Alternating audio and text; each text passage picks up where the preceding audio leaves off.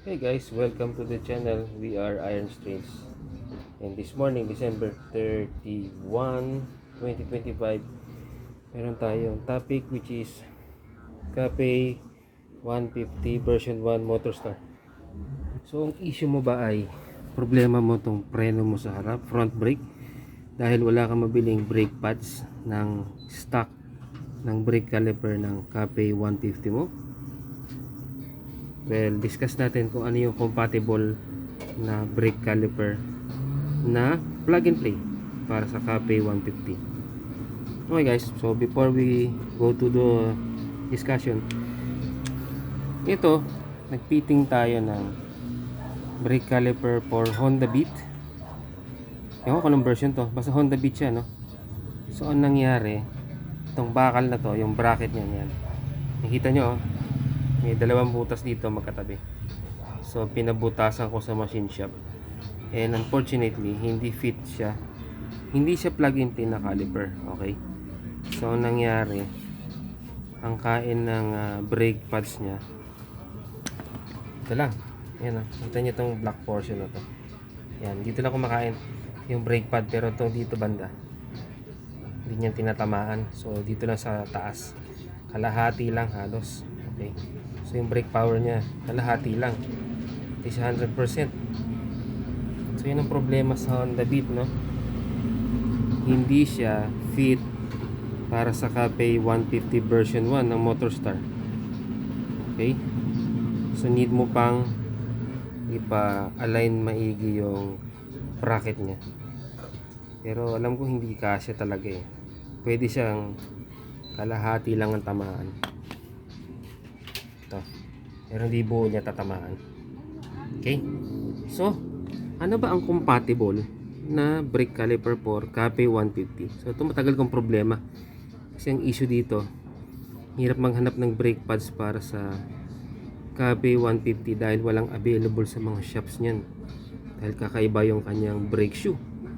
Ngayon, sa online, hindi ko pa na-check eh. Alam ko walang stock sa online. Kasi kung meron, nag-order na ako. Alam ko wala sa Lazada yata tsaka Shopee. Ako ka. Anyway. So, niresearch ko sa mga groups and I found out merong isang magandang option. Kaya wait guys.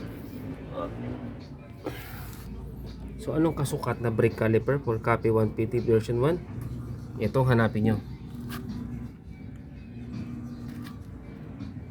Double TGR na brand. Lazada ko nabili ito eh. Ayan o. Caliper for Thunder 125.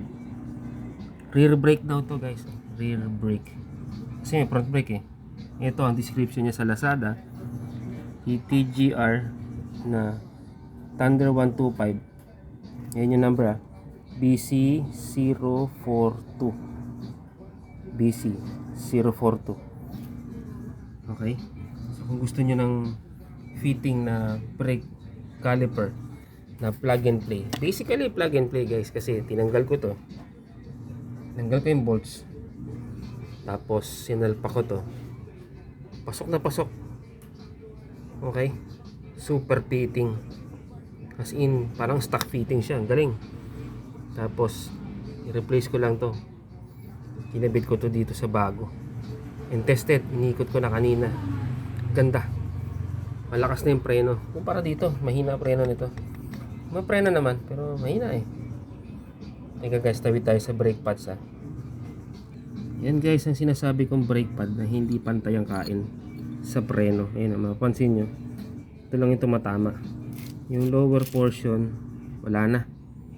Oh. Yan oh. Ito lang. Dito, hindi nagagalaw. Kasi nga hindi total fit yung pwesto niya. Hindi yung fit. 3 ports, hindi 50%, hindi kalahati. 3 ports ng brake shoe, hindi tinatamaan. Yan. Ito lang ang nauubos.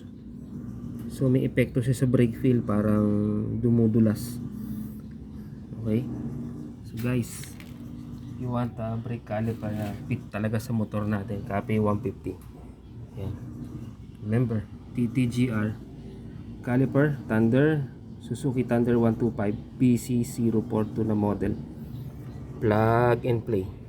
As in, salpak mo na lang talaga. Tanggalin mo yung luma mo na stock brake caliper, kung ano man yung nakasalpak dyan. Salpak mo lang to. Tanggal mo tong dalawang bolts, tapos tanggalin mo lang tong sa brake hose, tapos salpak mo dito sa bago. Bang! Plug and play. Maganda. So that's it guys for our video this morning, this December 31, 2025.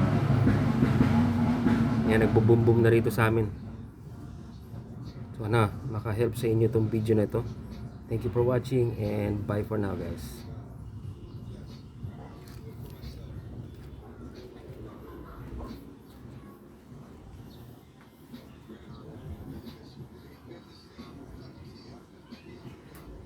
...2020 model Cafe 150 ng Motorstar.